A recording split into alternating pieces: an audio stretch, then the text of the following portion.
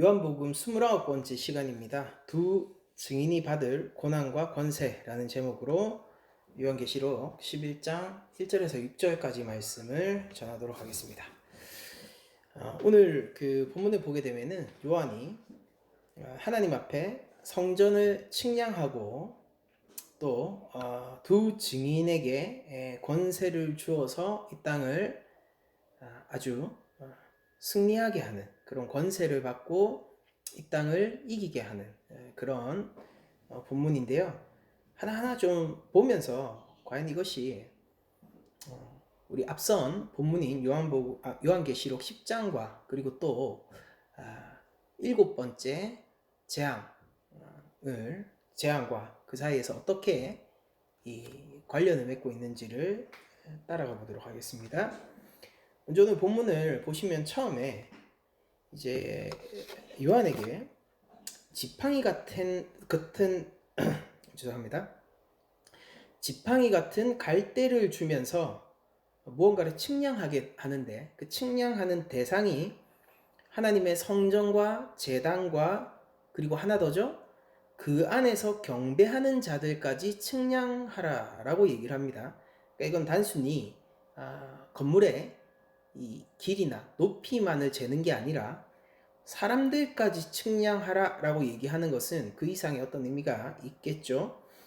그리고 성전 바깥 마당은 측량하지 말고 그냥 두라. 이것은 이방인에게 주었은즉 그들이 거룩한 성을 42달 동안 짓밟을 것이다 라고 오늘의 본문이 시작하고 있어요. 한번 이 그림이 어떤 상징적인 그림인지 살펴보도록 하겠습니다. 여기서 요한이 받은 지팡이 같은 갈대는요, 이제 칼리모스인데요, 원어로. 이거는 길이를 재기 위해서 실제로 당시에 길이를 재기 위해서 갈대를 이용해서 만든 약 3m짜리 큰 자입니다. 그래서 무언가 건물을 재거나 뭔가 크기를 잴 때, 땅을 재거나 할 때 실제 사용하던 측량 도구거든요. 실존했던. 그러니까 당시에 실존했던 측량 도구를 주면서 성전과 제단과 그 안에 경배하는 자들을 측량하라고 명령을 하신 겁니다. 우리가 이 성전을 측량할 때에 이 자를 주는 장면을요, 큰 자를 주는 장면을 에스겔서 사실 에스겔서 40에서 48장 사이가 성전 환상인데 그 에스겔서 초반에 이 자를 받는 장면을 보게 돼요. 제가 한번 에스겔서 40장 1절에서 4절을 읽어 드릴게요. 우리가 사로잡힌 지 25째 해 성이 함락된 후 14째 해 첫째 달 10째 날에 곧 그날에 여호와의 권능이 내게 임하여 나를 데리고 이스라엘 땅으로 가시되 하나님 이상 중에 나를 데리고 이스라엘 땅에 이르러 나를 매우 높은 산 위에 내려놓으시는데 거기에서 남으로 향하여 성읍 형상 같은 것이 있더라. 그러니까 지금 에스겔은 지금 어떤 상태죠? 이제 포로로 잡혀 있는 상태인데 하나님이 주시는 이상 가운데서 이스라엘 땅에 갔어요. 그 이스라엘 땅에는 이제 사실 성전이 회파됐기 때문에 어떻습니까? 거기 성전이 남아있을 리가 없죠. 그런데 거기서 성읍 같은 형상이 있었어요. 사실 나중에 쭉 읽다 보면 이게 성전이거든요. 하나님이 성전을 회복하실 것을 보여주시는 거긴 한데 에스겔서 40장 3절을 보면은 이어서 읽어드리면 이렇습니다. 나를 데리시고 거기에 이르시니 모양이 녹같이 빛난 사람 하나가 손에 삼줄과 측량하는 장대를 가지고 문에 서 있더니 라고 하면서 여기서 측량하는 장대라는 이 도구가 나오죠. 이게 바로 오늘 요한계시록 본문에 드러나는 지팡이 같은 갈대예요. 그러니까 요한은요, 에스겔의 성전 환상의 그림을 가지고 와서 에스겔이 회복된 성전을 측량하는 그림을요, 오늘 요한계시록에 덧입히고 있어요. 그리고 아이러니하게 이때 당시에도 사실 성전이 회파되었는데요. 우리가 성경상에서는 이제 성전이 남아있는 헤롯 왕이 지은 성전이 남아있는 장면들만 보게 되는데 실제 역사 가운데서는요 70년경에 그러니까 이 요한계시록이 실제 저작 연대가 한 90년 중반이라고 했죠. AD 90년 중반, 한 95년 이쯤이었다고 하면은 AD 70년에 사실 이스라엘의 성전이 로마에서 한번 무너지게 됩니다. 그러니까 지금 한 20여 년 전쯤에 성전이 무너진 기억을 이 교회 공동체는 가지고 있는 거예요. 이거 널리 잘 알려진 사실이죠. 그런 상황에서 하나님이 성전을 다시 회복시켜 주시는 에스겔의 환상을 가지고 와서 무언가를 얘기하려고 하는 겁니다. 에스겔서 40장 4절 계속 읽어드릴게요. 그 사람이 내게 이르되 인자야 내가 내게 보이는 그것을 눈으로 보고 귀로 들으며 마음으로 생각할지어다. 내가 이것을 내게 보이려고 이리로 데리고 왔나니 너는 본 것을 다 이스라엘 족속에게 전할지어다. 이렇게 얘기하면서 이 성전 환상이 사실은 하나님의 성전의 회복과 하나님 나라의 회복을 이야기하는 건데요. 이스라엘의 회복을 얘기하는 건데 그게 무엇 때문에 보여지고 있는 거죠? 이스라엘 족속들 모두에게 전해지기 위함이고 지금 이 이스라엘 족속들은 지금 어떤 상태입니까? 포로 상태죠. 그런데 포로 상태인 이스라엘에게 너희들이 성전이 회복될 것이다. 그것은 꼭 무엇을 얘기하는 거죠? 하나님이 너희를 버리신 것이 아니라 하나님이 너희를 다시 찾을 것이고 보호할 것이며 제사장 나라가 다시 설 것이다를 얘기해 주는 거죠. 더 나아가서 이건 뭘 함의하고 있습니까? 포로 귀환을 함의하고 있죠. 그래서 이 에스겔이 받았던 성전 환상은요. 이걸 알고 자기만 가지고 있고 거기서 자기만 기뻐하는 게 아니라 요거를 성전 환상을 보여주시고 이걸 측량하게 하여서 그 의미를 깨닫게 하신 하나님이 이스라엘 족속들에게 전하라고 주신 환상입니다. 오늘도 사실 요한이 보고 있는 환상이 그저 환상 가운데 있는 사람, 이 수혜자만 가지고 있는 것이 아니라 이제 외부로 전해야 하는 사명을 주는 본문이라는 점에서 에스겔서와 모두가 비슷해요. 여러분들 우리가 당시에 마지막으로 이 요한이 봤었던 성전, 그러니까 예수님 당시에 있었던 성전요. 그 성전은 어떤 구조로 되어 있었냐면요. 먼저 성전이 있죠. 성소가 있습니다. 거기는 제사장들만 들어갈 수 있잖아요. 그런데 그 성소 밖에 이제 뜰이 여러 겹으로 존재하는데요.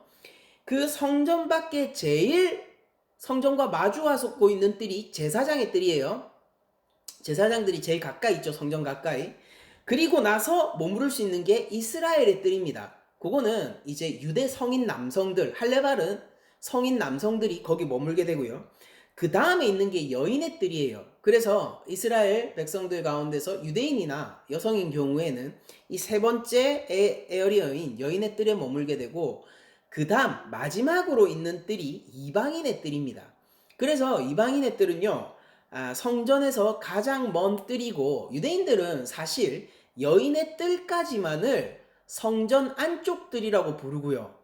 그리고 이방인의 뜰은 성전 바깥쪽 뜰이라고 불렀단 말이에요. 그러니까 경계가 어디서 나누어지냐면은 이방인의 뜰, 거기서부터 성전 안쪽 뜰과 바깥쪽 뜰이 나누어지는 거예요. 그러나 다시 한번 제가 앞서서 말씀드렸던 것처럼 실제 성전은 70년에 로마의 타이터스에 의해서 이미 파괴된 상태이기 때문에 오늘 본문에 나오는 성전이 실제 성전, 물리적인 성전일 이유는 없겠죠. 거기에서 성전과 제단과 그 안에 경배하는 자들을 측량해야 되기 때문에 이거는 사실상 하나님 앞에서 하나님을 찬양하고 예배하는 교회를 의미하는 그림이라고 할 수 있고, 그리고 이 성전 바깥마당, 그러니까 바깥뜰이죠.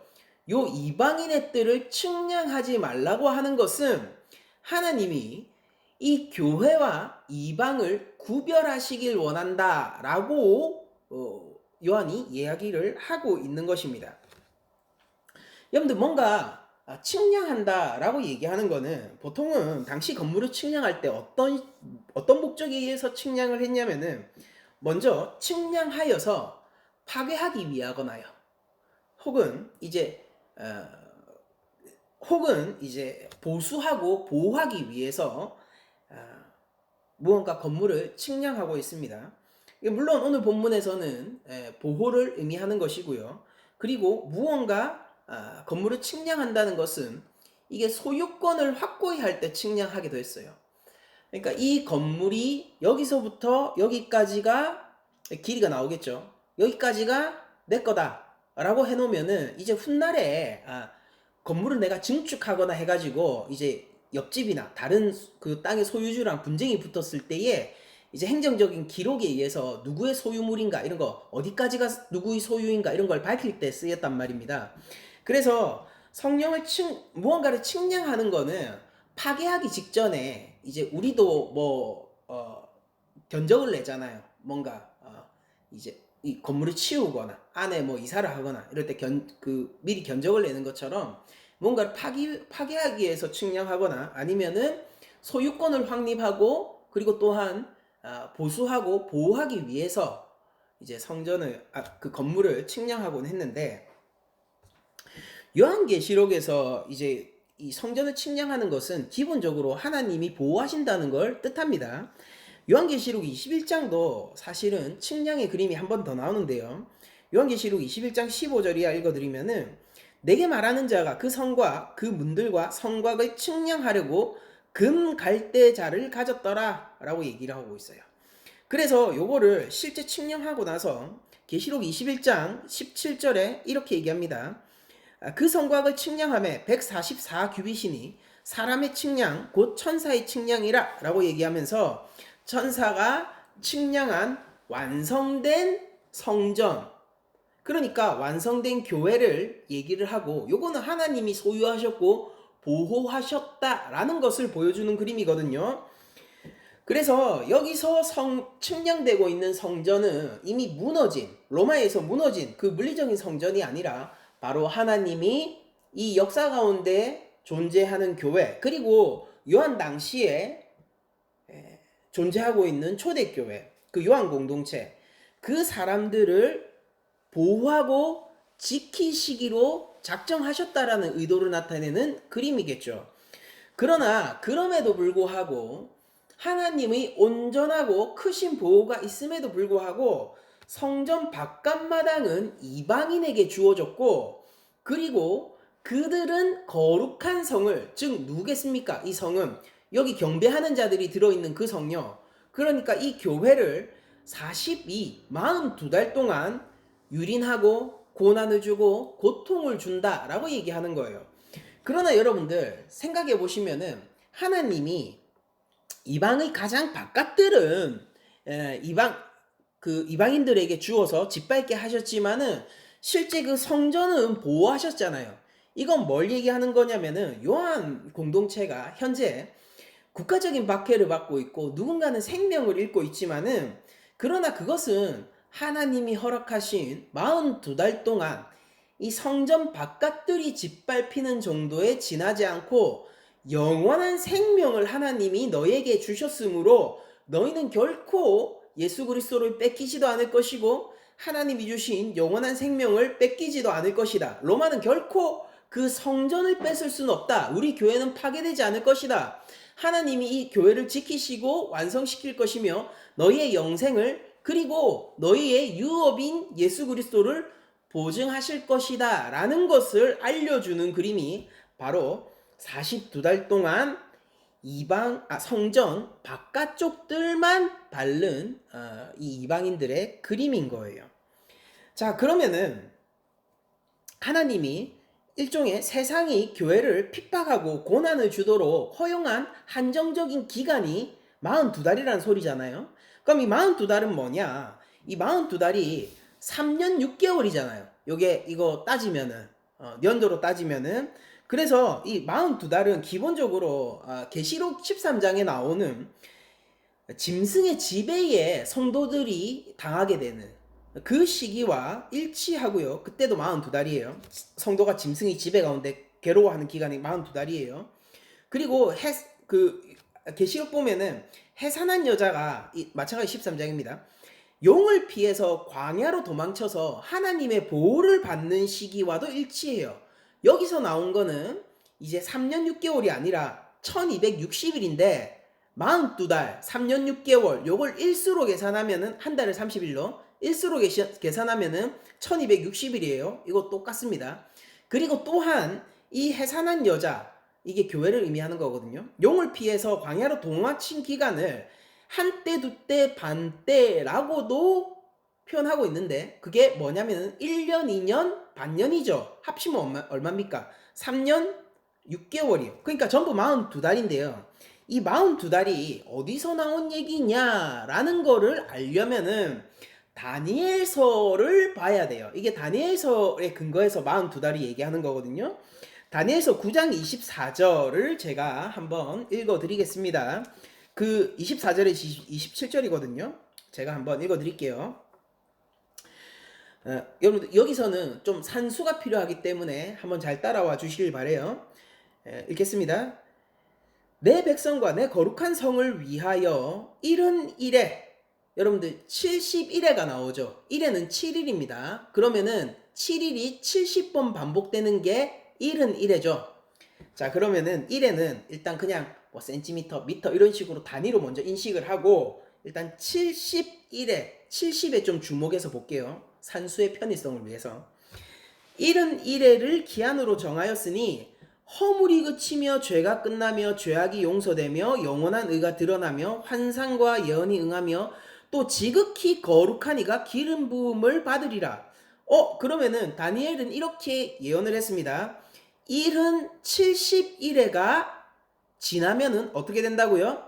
죄가 용서받고 영원한 의가 드러나고 모든 예언들이 성취되고 지극히 거룩한 이가 기름 부음을 받는다는 거예요. 여기서 기름 부음 받으면 왕권에 임한다라는 겁니다. 구약에서 기름 부음을 받은 직업이 3개 있죠. 선지자, 왕, 이제 제사장 이렇게 있는데 왕권을 받느니라는 뜻이에요. 이 날이 오기까지 기간이 얼마라고요? 70일이에요. 자, 25절. 그러므로 너는 깨달아 알지니라 예루살렘을 증건하라는 영이 날 때부터 기름 부음을 받은 자 곧 왕이 일어나기까지 70일에와 7일에와 62일에가 지날 것이다 라고 얘기했습니다. 자, 그러면은 잘 생각해 보세요. 거룩한 왕이 도래해서 종말의 하나님 나라가 오기까지의 기간이 얼마라고요? 70일에. 그러면은 여기서 처음에 나오는 7일에는 뭐냐면은 이제 요게 아수레로의 왕 아들 그 다리오 왕 때 성전 재건의 명령을 받고 성전이 재건될 때까지의 시기를 7일에로 보고요. 그리고 나서 성전이 완성되고 난 뒤에 기름 부은 왕이 오기까지가 62일에가 걸린다고 했습니다. 자, 그러면은 7 더하기 62는 뭐죠? 69일에, 그쵸? 69일에. 자, 70일에가 지나면은 기름 부은 왕이 모든 죄사함과 회복을 가지고 오고 예언의 성취를 하는 종말의 하나님 나라가 서요. 그런데 기름 부은 왕이 오기까지, 성전이 재건되기까지는 7일에, 그리고 거기서부터 왕이 오기까지가 62일에 합치면은 69일에. 그럼 왕이 오고 나서는 몇 일에 남은 거예요? 1일에 남았죠. 70 빼기 69 하면은 하나. 그쵸? 그러니까 한 일회가 남은 거예요. 그러면 한 일회는 총 며칠입니까? 7일이죠. 그러니까 만약에 이 기름 부음 받은 왕이 오잖아요. 그러면은 하나님 나라가 이 땅 가운데서 이 묵시적이고 종말적인 하나님 나라예요. 영원한 죄사함이 있는 하나님 나라입니다. 이 하나님 나라가 오기까지의 기간이 7일 남았다고요. 7일. 요한이요. 이 7일 가운데서 이야기하고 있는데 왜 7일이 아니라 40이냐 42달이냐 보도록 합시다. 26절 다니엘서 9장 26절 62일의 후에 기름 부음 받은 자가 끊어져 없어질 것이며 그런데 왕이 69일회를 걸쳐서 총 69일회를 걸쳐서 왔는데 근데 그때가 되니까 기름 부음 받은 자가 끊어져 없어질 것이며 장차 한 왕의 백성이 와서 그 성읍과 성소를 무너뜨리려니와 그의 마지막에 홍수에 휩쓸림 같을 것이며 또 끝까지 전쟁이 있으리니 황폐할 것이 작정되었느니라. 야, 이제 7일밖에 안 남았는데 그 7일 동안에 적군이 어떻게 하는 거예요? 이 영원한 왕의 대적이 되어서 그 기름 부은 왕을 죽이려고도 하고요. 그리고 그 적대 세력의 백성들이 어떻게 합니까? 성읍과 성소를 무너뜨리고 성전을 무너뜨린다는 거예요. 그리고 그 전쟁의 기세가 얼만큼 세냐면요. 홍수에 휩쓸림 같은 기세로 전쟁이 있으리니 그때는 황폐할 것이 작정되었다라고 해요. 이 마지막 7일은 어떤 기간입니까? 굉장히 황폐한 기간이에요. 전쟁의 기간이에요. 대적이 활동하는 기간이에요. 자, 27절. 그가 장차 많은 사람들과 더불어 한 일해 동안의, 그러니까 7일이죠. 한 일해 동안의 언약을 굳게 맺고 그가 그 일의 절반의 제사와 예물을 금지할 것이며 라고 하면서 그 일의 절반에 뭐가 금지되죠? 7일 남았어요. 하나님 나라가 도래하기까지. 왕이 왔습니다. 근데 하나님 나라가 도래하기까지, 종말의 나라가 도래하기까지 7일 남았는데 그 7일의 절반 기간 동안에 뭐가 된다는 겁니까? 제사와 예물이 금지되는 거예요. 또 포악하여 가증한 것이 날개를 의지하여 설 것이며 또 이미 정한 종말까지 진노가 황폐하게 하는 자에게 쏟아지리라 하였느니라 하니라 라고 얘기하면서 이 왕이 와서 하나님 나라가 도래하기까지 절반 기간, 일주일의 절반, 7일의 절반 얼마죠? 3일 반이죠? 3일 반. 3년, 이거를 년으로 늘려버리면 3년 반이 되겠죠? 그 3일 반 동안에 제사와 예물이 금지되는 게 지금 요한은 이런 식으로 해석을 하는 거예요. 뭐냐면은 지금 성전이 회파되어서 우리가 예물을 드리고 싶어도 드릴 수 없고 제사를 드리고 싶어도 드릴 수 없는 상황으로 발전시켜서 받고 있는 겁니다. 요한이. 그러면은 요한 공동체 입장에서 지금은 어떤 상황인 거예요? 왕이 왔습니까? 종말의 왕이 왔어요? 온 거예요, 예수님. 초림이죠. 예수님이 왔는데, 예수님이 왔음에도 불구하고 하나님 나라의 완성이 이 땅 가운데 이르지 못했어요.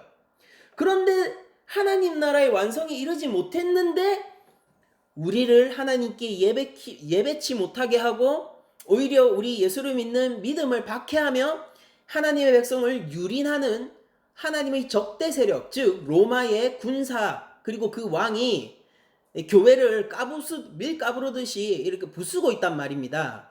이 그림을 다니엘서의 예언과 요한은 상응하는 것으로 바라보고 지금 시기가 성전의 제사와 예물이 금지된 3일 반이 지난 시점이라고 보는 거예요. 그러니까 아주 임박한 종말이 남아있고 아주 임박한 하나님 나라의 완성이 남아있기 때문에 반대로 대적들의 전쟁의 기세가 태풍처럼 바다가 거대한 파도가 몰려오는 것처럼 아주 홍수에 휩쓸림 같은 기세로 오는 그 기간으로 상정하는 겁니다. 그러면 만약에 지금이 한 일의 가운데서 3일 반이 지난 기간이라면은 앞으로 교회가 견뎌야 될 기간은 뭐죠? 3일 반 남았잖아요. 그게 3년 반으로 요한이 봤고요. 달로 치면은 42달이고요. 일로 치면은 1260일이고요. 그리고 한때, 두때, 반때라는 말로 3과 2분의 1을 얘기를 하고 있는 겁니다. 그래서 요한은 다니엘의 70일의 환상을 가지고 와서 이제 70년에 타이터스가 성전을 파괴한 것을 이 예언의 성취로 바라보고 있는 것입니다. 자, 그러면은 지금 이제 42달 동안 거룩한 성을 짓밟는 이방인들이 나타났는데 그들은 이 땅 가운데에서 거룩한 성을 짓밟으면서 위세를 떨고 있을지 모르겠지만은 실상은 어떻다라는 거예요. 하나님 나라가 코앞이라는 거죠. 70일의 가운데서 이제 겨우 반 일에 남았다고요. 그럼 이게 실제 3년 반이겠습니까? 이게 실제 3일 반이겠어요? 그게 아니라 임박한 종말 가운데 사는 교회 기간 전체를 가리키는 거란 말이에요. 예수님의 초림과 재림 사이에서 임박한 종말을 살아야 하는 그 교회 시대. 성전을 회파하기까지 하나님을 미워하는 적대 세력을 감당하면서 살아야 하는 교회 시대. 바로 그 핍박과 환난 가운데 있는, 그러나 하나님 나라가 얼마 남지 않은 그 교회 시대를 42달이라고 상징적으로 보여주는 것입니다. 여러분들, 이 기간은 물론 하나님의 대적으로부터 세상 가운데 고난과 환난과 핍박을 당하는 시간이지만 동시에 하나님의 특별한 보호와 양육을 받는 기간이기도 한 거예요. 우리가 살아가고 있는 이 역사의 구원으로 봤을 때의 진정한 묵시적 의미를 여러분들이 잘 새겨서 우리에게 핍박과 환난이 있음을 인정하고 또한 하나님의 특별한 양육과 지키심과 보호 역시 인정하면서 우리 하루하루를 살아야 할 것입니다. 그러면은 이렇게 전쟁이 일어나고 핍박이 일어나고 있는 이 시간 동안에 이 교회는 어떻게 살아가야 하는가? 바로 3절에 보면은, 오늘 본문인 3절에 보면은 이렇게 기록되어 있죠. 내가 나의 두 증인, 여기서 두 증인이 교회 공동체 전체를 얘기하는 겁니다. 초림, 예수님의 초림 이후로부터 형성된 모든 교회 공동체를 이야기하는 거예요. 내가 나의 두 증인에게 권세를 주리니 그들이 굵은 베옷을 입고 1260일을 예언하리라. 여기서 나오는 두 증인은 당연히 선지자의 역할을 하고 있는 거죠. 굵은 베옷을 입고 예언하는 것은 선지자의 전통에서 그렇게 낯선 일이 아닙니다. 그렇죠? 여기서 이 권세를 가진 두 증인이 왜 교회 공동체, 역사 가운데 존재하는 교회 공동체인지는 제가 다음 구절들을 통해서 증명하기로 하고요. 먼저 굵은 베옷을 입고 1260일 동안 예언해야 된다라고 얘기하는 거는 요한계시록 10장 11절에 말씀을 받고 있는 거예요. 우리 저번주 설교에서 나온 요한계시록 10장 11절 제가 한번 읽어드리도록 하겠습니다. 그가 내게 말하기를 내가 많은 백성과 나라와 방언과 임금에게 다시 예언하여야 하리라 하더라. 이렇게 기록되어 있습니다. 여기서 하나님의 백성들에게 복음을 전파하고 고난 가운데서도 복음을 전파해야 되는 의무가 주어졌습니다. 그리고 이것이 주어지기 바로 직전의 그림이 그거였죠. 입에서는 달지만 배에서는 쓴 책을 먹었죠. 그쵸? 이거는 하나님 나라의 복음이 우리에게 임할 때는 아주 달콤하지만은 그것이 우리 삶에서 소화되고 이것을 전파하는 사명 가운데로 나아가게 될 때는 매우 쓰게 된다라는 것을 보여주었고요. 그리고 오늘 본문을 통하여서 그러면은 이 하나님의 백성들, 교회가 언제까지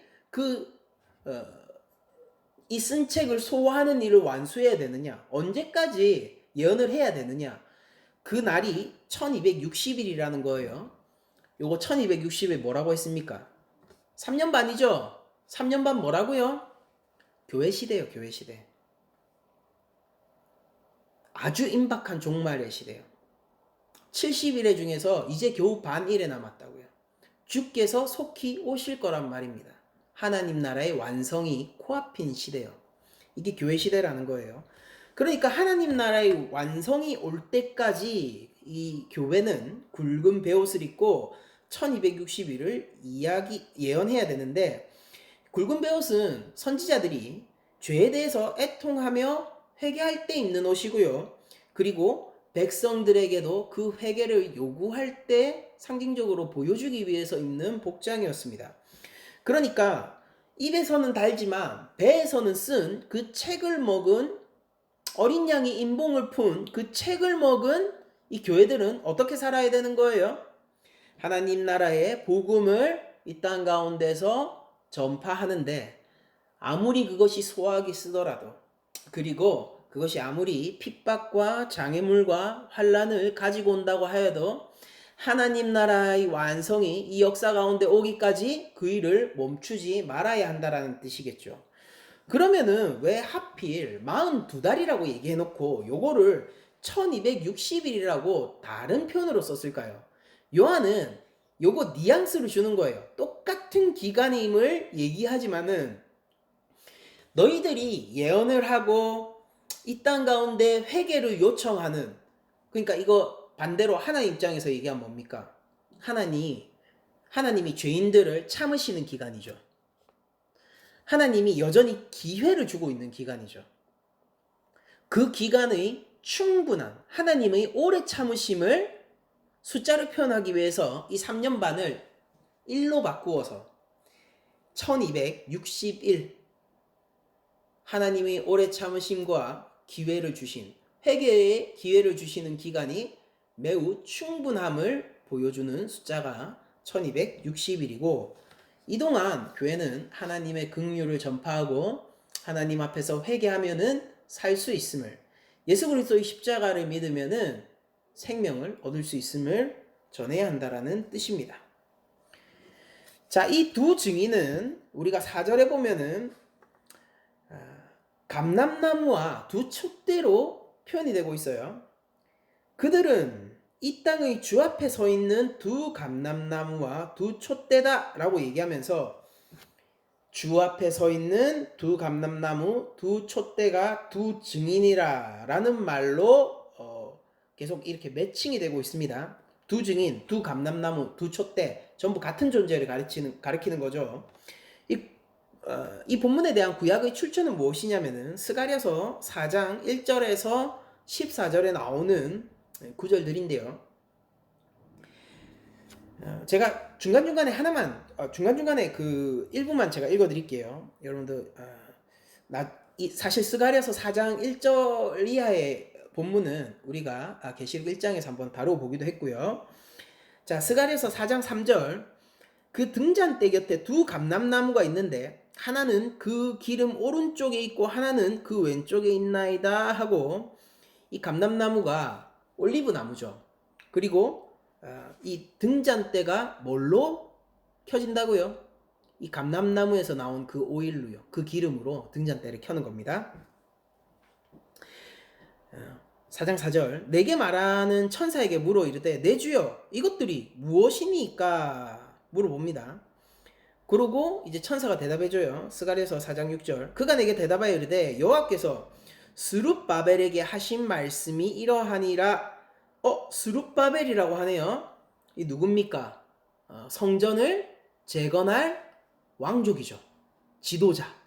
성전을 재건할 이 왕족에 속한 지도자예요. 스룹바벨. 여호와께서 스룹바벨에게 하신 말씀이 이러하니라.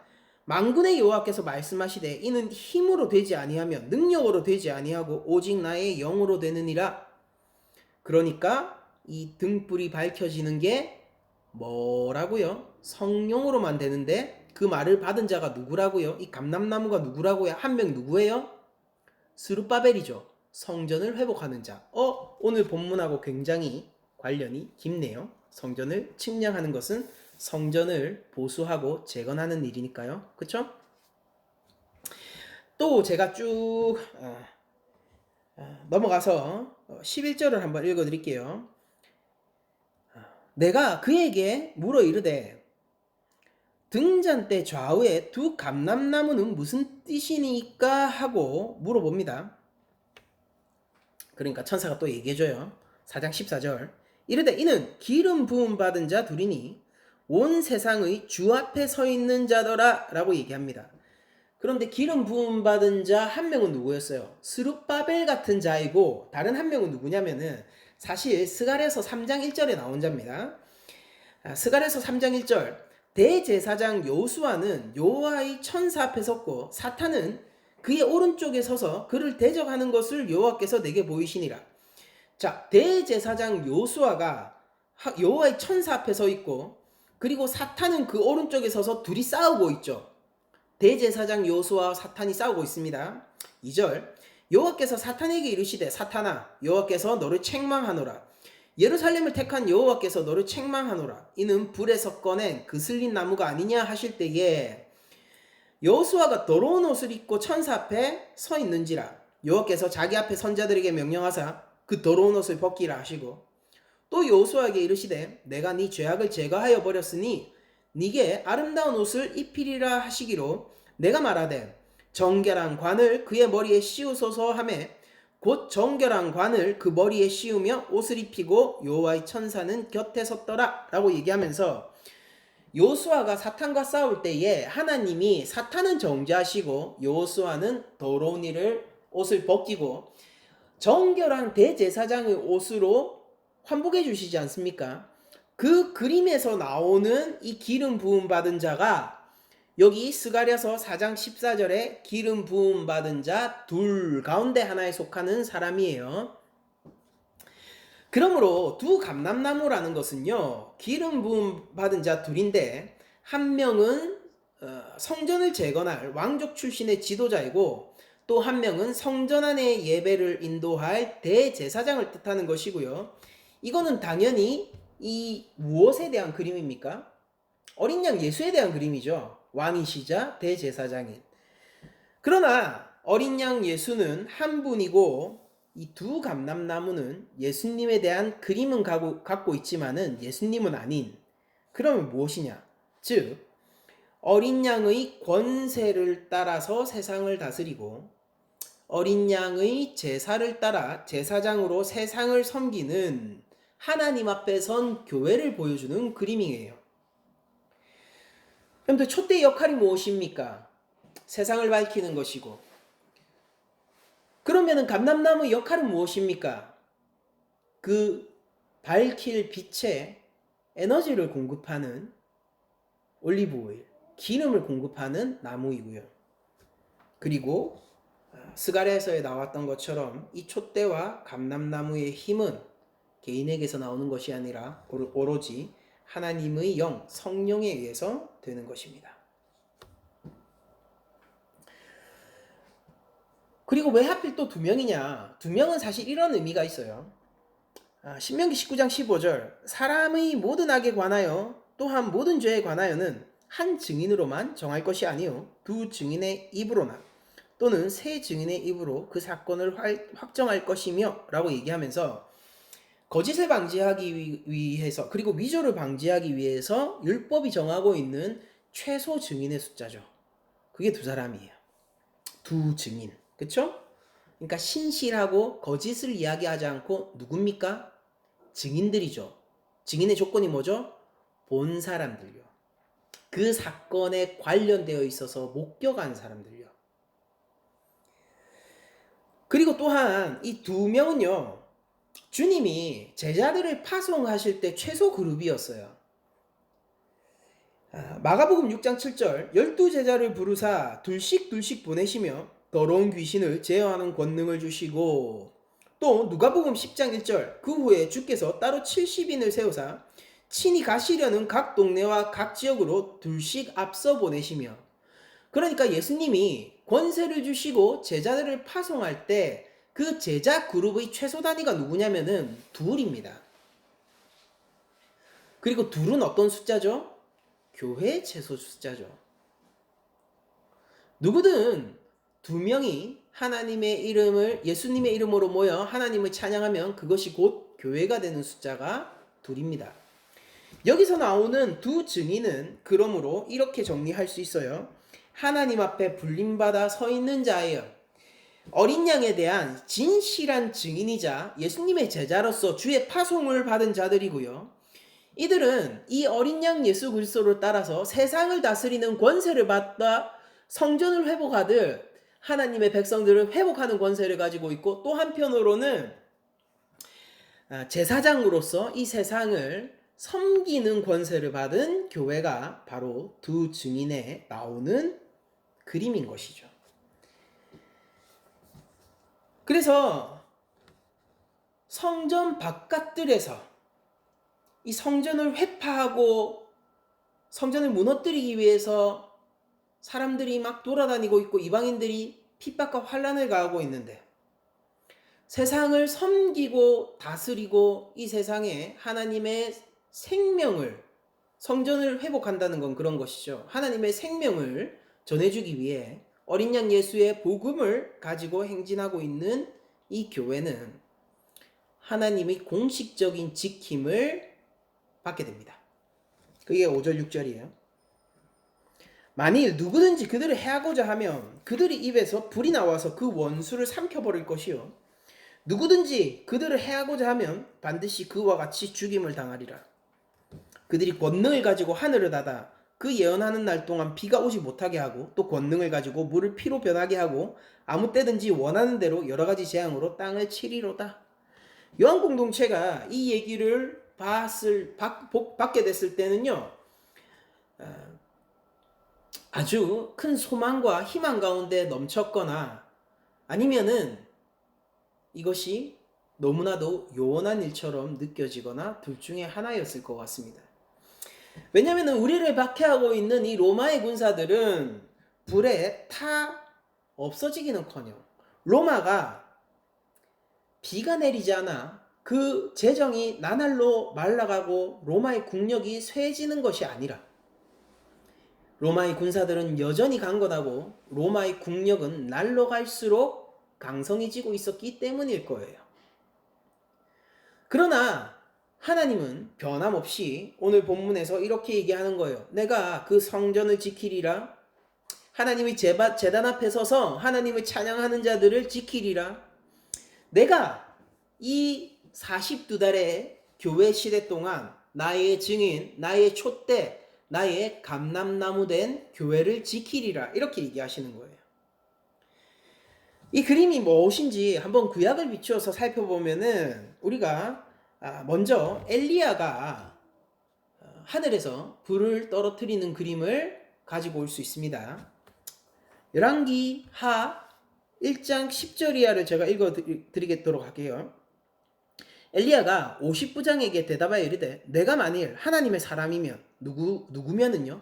하나님의 사람이면 불이 하늘에서 내려와 너와 너의 50명을 살을지로다 하매 불이 곧 하늘에서 내려와 그와 그의 군사 50명을 살랐더라. 왕이 다시 다른 50부장과 그의 군사 50명을 엘리야에게로 보내니 그가 엘리야에게 말하여 이르되 하나님의 사람이여 왕의 말씀이 속히 내려오라 하셨나이다 하니 엘리야가 그들에게 대답하여 이르되 내가 만일 하나님의 사람이면 불이 하늘에서 내려와 너와 너의 50명을 살을지로다 하매 하나님의 불이 곧 하늘에서 내려와 그와 그의 군사 50명을 살랐더라. 엘리야가 그 50부장이 속한 50명의 군대를 총 2번 사르죠. 이게 하나님의 불이 하늘에서 떨어져서 사르는 그림입니다. 그런데 오늘 요한계시록 본문을 보면은 원수들을 불이 삼키기는 하는데 그 출처가 하늘이 아니라 입이죠. 교회 입입니다. 이거는 그러면은 어떤 그림이냐? 예레미야서의 그림을 엘리야의 이 사건과 섞어서 얘기하는 거예요. 자, 예레미야서 5장 14절. 그러므로 만군의 하나님 여호와께서 이와 같이 말씀하시니라 너희가 이 말을 하였은즉 볼지어다 내가 내 입에 있는 나의 말을 불이 되게 하고 이 백성을 나무가 되게 하여 불사르리라. 즉 불이라는 것은 예레미야에 의하면은 하나님의 말씀이고요. 엘리야에 의하면은 말씀에 근거한 심판이 되는 거예요. 우리가 우리 입에서 불이 나와 원수들을 삼키는 장면들을 오늘날에도 보게 되는데 그건 뭐냐면은 우리가 하나님의 말씀을 전하고 복음을 전하고 이 세상의 죄를 지적하고 하나님 앞에서의 불순종을 선포할 때에 세상이 여전히 그것을 받아들이지 않고 회개하지 않고 이 증인들처럼 굵은 베옷을 입으며 함께 애통해하지 않을 때에 하나님의 살아계신 말씀이 그들을 나무를 불사르는 것처럼 살라버리고 심판하는 장면을 오늘날에도 보게 된다라는 겁니다. 그럼 그 심판의 모습은 무엇이냐? 하나님 없이 그냥 잘 사는 장면인 거예요. 뿌리가 뽑혔는데 땅으로 다시 뿌리를 박을 기회가 생겼는데 그냥 뽑힌 채로 살게 되는 장면입니다. 이 황량한 광야 사막 가운데서 태양이 모든 것을 살라버릴 듯이 비추고 있고 실제 광야에서는 그 열기 때문에 마른 나무가 불타기도 합니다. 그런 마른 나무 같은 그런 인생들을 오늘도 목격하게 된다라는 것이죠. 여러분들, 모세가 하나님 앞에서 소명을 받았을 때에 떨기나무가 불타고 있었죠. 그게 원래 흔히 있는 일이에요. 너무 뜨거우니까. 근데 모세가 무엇 때문에 놀랐냐면은 계속 불타는데 꺼지지가 않네. 나무가 어떻게 된다고요? 타서 재가 돼야 될 거 아니에요. 그럼 불이 꺼질 거 아닙니까? 계속 타는 거예요. 그래서 신기해서 가본 겁니다. 나무가 타고 있기 때문에 간 게 아니라 안 꺼져서 가본 거예요. 거기서 하나님을 만났죠.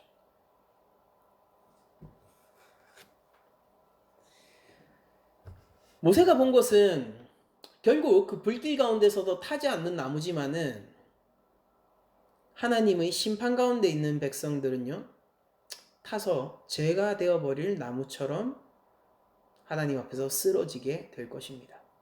어떻게 되면요, 이 증인들이 이 두 촛대가, 두 감람나무가 전하는 하나님 나라의 복음, 어린 양 예수 그리스도의 복음을 받아들이지 않으면 말이에요. 그래서 하나님은 이렇게 얘기하십니다. 누구든지 그들을 해하고자 하면 반드시 그와 같이 죽임을 당할 것이라고요. 요한 공동체는 이렇게 생각해야 했어요. 로마의 군사들이 우리의 형제자매를 죽이고 있고 나도 곧 죽을지 모르지만은 그들이 우리를 이렇게 죽이면은 그들은 더욱더 심하게 하나님 앞에서 책만 받고 생명을 잃게 될 거라고요. 우리들은 하나님이 토해내는 불을 맞아서도 해함 없이 오히려 회복을 얻게 되고 영생을 얻게 되고 새 몸을 입게 되는 하나님의 완성된 교회가 될 것이지만, 이 로마의 군사들, 이 왕은, 이 로마는 결국 타버리게 될 것이라는 것, 그리고 그 타버리는 근거가 우리가 그 죽음 앞에서도 예수 그리스도 이름을 전하고 하나님의 말씀을 그들에게 전할 때에 하나님의 긍휼을 여전히 알려주고 하나님의 오래 참으심을 여전히 그들에게 보여줄 때에 오히려 이 하나님의 자비와 은총을 전하는 것으로 말미암아 그들이 불에 삼켜질 것이라는 것. 요한 공동체는 그러므로 끝까지 어떠한 박해와 고난이 있더라도 예수님의 이름을 지켜야 한다는 것, 이런 것들을 알게 됐을 거예요. 또한 6절을 보면은 그들이 권능을 가지고 하늘을 닫아 그 예언하는 날 동안, 이 예언하는 날이 몇 개월 있습니까? 42달, 3년 반이죠. 여러분들, 엘리야가 아하방 때 비 못 오게 막은 기간 3년 반이죠. 지금 기간이 겹치는 거예요. 권능을 가지고 하늘을 닫아 그 예언하는 날 동안 3년 반 동안 비가 오지 못하게 합니다. 그쵸? 이거 명백히 엘리야의 가뭄이 오게 기도했던, 하늘을 막은 그 3년 반의 기간을 염두에 두고 있는 것이고요. 그리고 또 계속 읽어보면 또 권능을 가지고 물을 피로 변하게 하고 아무 때든지 원하는 대로 여러 재앙으로 땅을 치리로다 라고 얘기하는 거는 애굽에 쏟아진 10재앙 그 중에서 첫 번째 재앙이고 아무 때든지 원하는 대로 여러 가지 재앙으로 땅을 칠 거다 라고 얘기하면은 이 첫 번째 재앙뿐 아니라 계속해서 10재앙까지 멈추지 않고 이 땅 가운데 부을 수 있는 권세가 있다라는 것을 보여주는 거죠. 즉 지금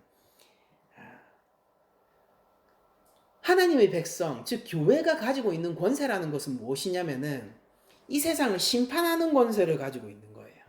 이 땅에 기근을 줄 수도 있고요, 이 땅을 살라버릴 수도 있는 권세입니다. 하나님은 백성들을 지키시고요, 누구도 해하지 못하게 하기 때문에 그들이 조금이라도 해를 끼치게 되면은 오히려 그들이 하나님 앞에서 똑같이 복수를 당하게 될 거라고요. 그게 하나님의 지금 교회를 향한 약속인 거거든요. 여러분들 엘리야가 3년 반 동안 비가 못 오게 막을 때에 그때 엘리야의 대적, 하나님의 원수, 그 전투 대상이 누구였습니까? 바로 아합왕과 그 왕비 이세벨이죠. 그리고 바알과 아세라의 제사장들이에요. 여러분들 우리들은 이 땅 가운데 살아갈 때에 예수님의 증인으로서 그리고 두 감람나무로서 이 땅의 촛대로서 세상을 밝히는 촛대로서 이 대적들에게 물러서지 않고 하나님의 말씀으로 전투를 치러야 합니다. 우리에게는 권세가 있고요. 하나님의 약속된 지키심과 보호가 있는 거예요. 우리가 만약에 이 42달의 기간 세상을 향한 세상 가운데서의 핍박과 고난이 있음에도 불구하고 하나님 나라가 얼마 남지 않고 사실은 왕이 이미 온 이 교회 시대, 이 성령의 시대를 살고 있는 자들이라면은 이 임박한 하나님의 종말의 순간을 복음에 기대어서 살아가야 하는 것입니다. 우리가 하나님 말씀을 전하고 하나님 말씀으로 살아가고 하나님 나라를 오늘 살아갈 때에 우리가 예수 그리스도의 보혈의 은혜로 살고 하나님의 은혜 가운데서 살고 그 은혜를 이 땅 가운데서 전하게 될 때 하나님의 오래 참으심과 긍휼과 하나님의 사랑의 역사하심을 이 땅 가운데서 베풀게 될 때 그때 어떻게 된다고요? 그때 이 세상이 그것으로 심판받게 될 것이고 그 심판은 이 세상의 고난과 기근과 여러 재앙을 가지고 오게 될 것입니다. 그들은 먹을 것이 없을 것이고 그들은 마실 게 없을 거예요. 모든 물이 피로가 변할 거예요. 왜냐하면 영원한 양식이신 그리고 또한 영원한 생명수이신 예수 그리스도를 얻지 못할 것이기 때문이에요. 여러분들 여기서 세상을 향하여서 이 로마를 향하여서 이 백성들이 불을 토하고 그들을 부서뜨린다고 해서 이게 저주의 뉘앙스로 받아들여지시면 안 됩니다. 이 저주를 가지고 오고 그들을 부수는 것은 하나님의 긍휼과 사랑이고요. 그 긍휼과 사랑이 이 땅 가운데 저주가 되는 것은요. 하나님이 그들을 부수시기 때문이 아니라 그들이 이것을 진흙 속에 던져버리는 돼지같이 굴기 때문이에요. 이 진주를 땅에 던져버리고 토하여버리는 돼지나 개 같은 반응을 하기 때문입니다. 우리들은 이 땅 가운데 이렇게 재앙을 가져옵니다. 사랑을 하나님의 용서를 베풀므로 우리가 서로를 사랑하고 용서하는 것 같이 하늘에서도 우리 죄를 사하여 주시는 이 삶을 통하여서 이 선언과 선포를 통하여서 이 복음을 통하여서 우리는 이 땅 가운데 불을 가지고 오고요.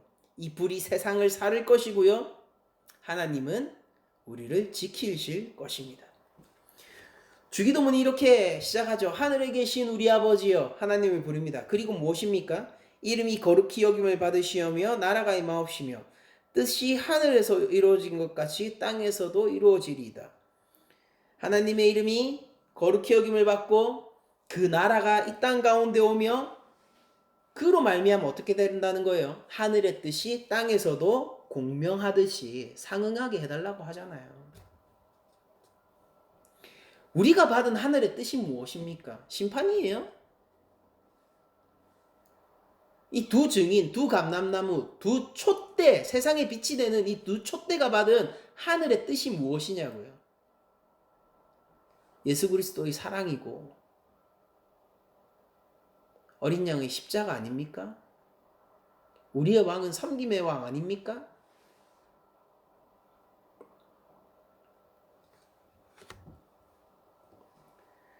주기도문 계속 읽겠습니다. 오늘 우리에게 일용할 양식을 주시옵고 그 다음에 뭡니까? 우리가 우리에게 죄 지은 자를 사하여 줄 것 같이 우리 죄를 사하여 주시고 하늘의 뜻이 이 땅 가운데 떨어져 공명하니까 어떻게 됩니까? 이 땅 가운데서 일어나는 일이 하늘의 행동을 불러일으키죠. 무엇과 관련해서? 죄 사함과 관련해서. 하나님 나라가 이 땅에 왔어요. 하늘의 뜻이 하늘에서 이루어질 뿐 아니라 이 땅 가운데서도 이루어집니다. 그러면은 우리가 이 땅 가운데서 하는 것이 하늘에서도 이루어지는 거예요. 하늘과 땅이 어떻게 돼요? 서로 공명하고 있고 마치 길이 난 것 같죠. 길이 났어요. 무엇 때문에요? 예수님의 십자가 때문에요. 우리의 대제사장이 온전한 제물이 되셔서 하나님 앞에서 영단번의 화목제를 지내게 되었을 때 하늘과 땅이 공명하기 시작했다고요. 우리의 행동은 더 이상 하나님과 상관없는 것이 아니라 우리의 행동이 하나님의 행동을 불러오시고 오게 되고, 이 교회는요, 이 땅 가운데 하나님의 구원의 뜻, 죄사함을 전달해주는 유일한 공동체가 되는 것입니다. 그래서 우리가 이렇게 죄 지은 자를 사하여 주고 하나님의 사랑과 인내와 오래 참음을, 긍휼을 이 땅 가운데서 전하기 위해서 이렇게 얘기를 합니다.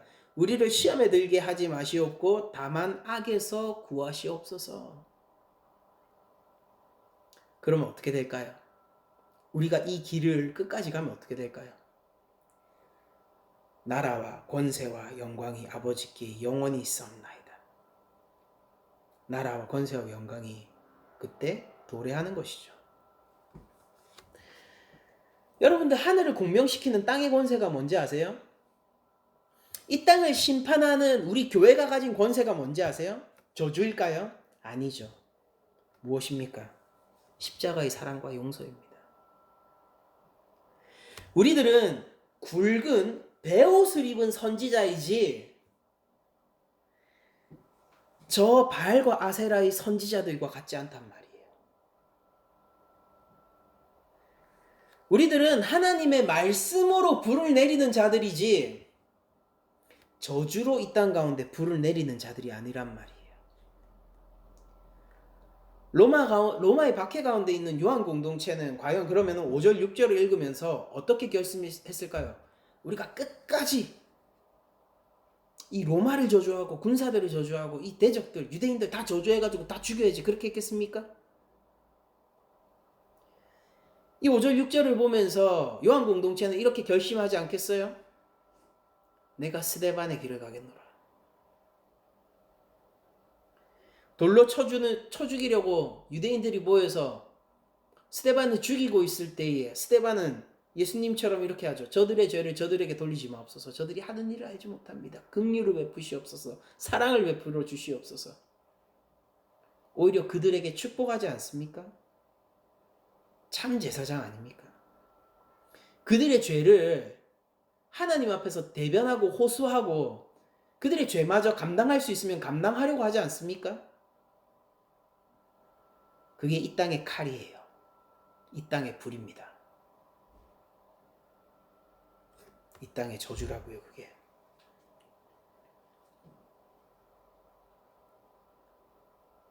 이 5절 6절의 말씀을 제대로 받은 요한 공동체 초대교회의 성도들은 자신의 목을 치기 위해서 로마의 군사가 다가올 때 이렇게 얘기하지 않겠습니까?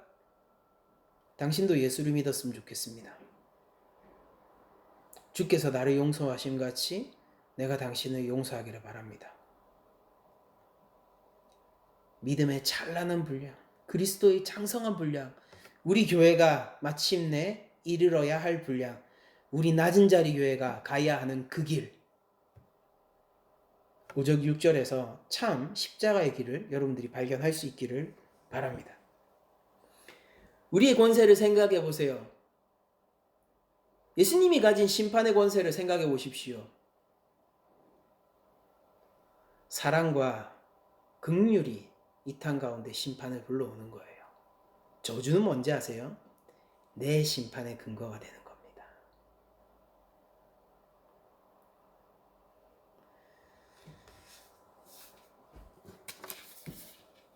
하나님이 주시는 참 사랑 가운데 있으십시오. 주님의 마음을 내게 달라고 기도하십시오. 하나님이 이 땅 가운데 베푸시고 계신 그 오래 참으심을 여러분들 이해하셔야 돼요. 우리 삶 가운데, 이 죄인의 삶 가운데 떨어진 하나님의 인애와 긍휼과 넘치는 풍성한 사랑을 여러분들 깨달으셔야 돼요.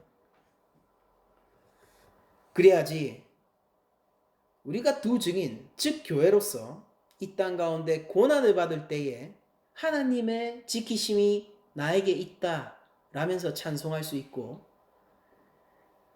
이 성전 바깥들에서 이방인들이 모여 성전을 짓밟고 훼손하듯 우리 교회를 세상이 환난과 핍박 가운데로 밀어 넣을 때도 우리가 더 큰 권세 가운데서 그것을 담담히 받을 뿐 아니라 그것을 초월하여 그들에게 사랑과 긍휼과 용서를 할 수 있게 되는 것입니다. 우리가 저번 시간에 보면은 예언하여야 될 것이다. 예언하여야 될 것이다. 쓸 것이다. 쓸 것이다. 이 책이 입에서는 달지만 네 배에서 쓸 것이다. 네 복음이 너에게는 무척 달콤하겠지만 그것을 소화해서 살아나가는 데는 무척 힘들 것이다. 그럼에도 불구하고 그리스도의 증인된 삶을 멈추지 말고 너의 예수님을 향한 고백을 이 땅 가운데서 멈추지 말라. 예수 그리스도를 선포하고 어린 양을 선포하라. 그 복음 가운데서 살아라. 이렇게 얘기했잖아요. 오늘 본문 보니까 뭡니까? 언제까지요? 하나님 나라가 이 땅 가운데 다시 올 때까지요. 하나님 나라가 완성될 때까지요. 우리의 그 예언하는 선지자로서의 역할은 끝나지 않는 거예요. 그것이 아무리 써도요. 그냥 굵은 배옷 입고 가는 겁니다. 그 가운데서 성전 바깥들에 있는 이방인들이 이 교회를 무너뜨리려고 하고 짓밟고 매일 까부르듯이 까부르더라도 말입니다. 그냥 그 길 가는 거예요. 그런데 그 길 가운데 있는 그 고난과 환난의 길이 무엇이라고요? 권세 있는 삶의 길인 거예요. 이 이중성이 있는 거예요. 우리 교회 시대, 우리 교회의 삶의 이 이중성을 여러분들 발견하시라는 것입니다. 이 권세는 무엇으로부터 나옵니까? 세상을 부서뜨리고 누구든지 나를 해하면 하나님이 똑같이 그를 해야 할 거예요. 그럼 이 권세는 어디서 올 거예요? 내 입에서 하나님의 말씀이 불이 되어서 나올 거고요.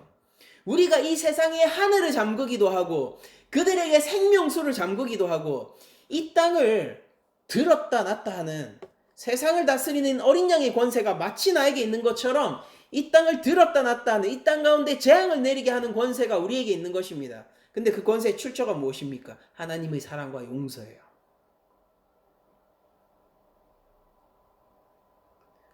이 책이 달콤했다면 달콤한 것으로 살아야 하는 것입니다. 책이 달콤하기 때문에 쓴 것이 오는 거거든요. 아이러니하게 여러분들 입에 쓴 것으로 살죠? 세상은 달콤할 거예요.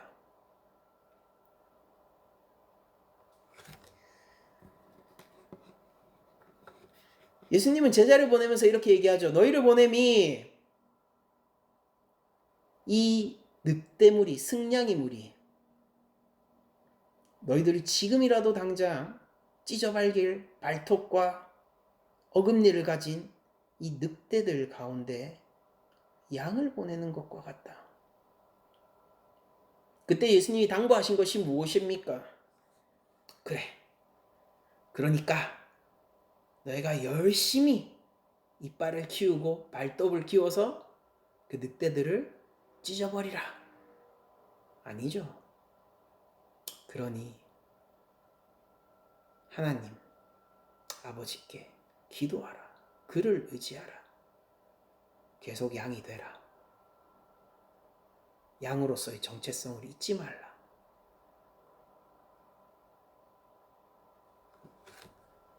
근데 그게 권세인 거예요.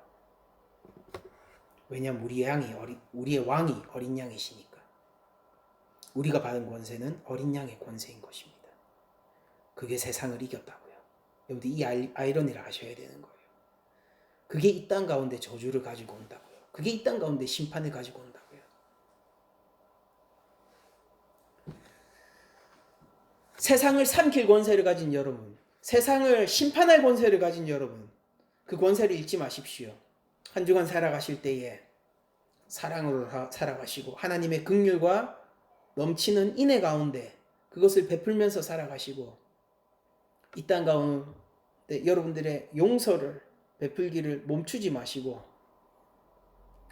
주께서 우리를 구원하셨듯이 그 십자가의 길을 따라 내가 죽고 예수만으로 사는 한 주간이 되시기를 축복하며 모든 말씀을 마치도록 하겠습니다. 권세 있는 여러분들을 축복합니다.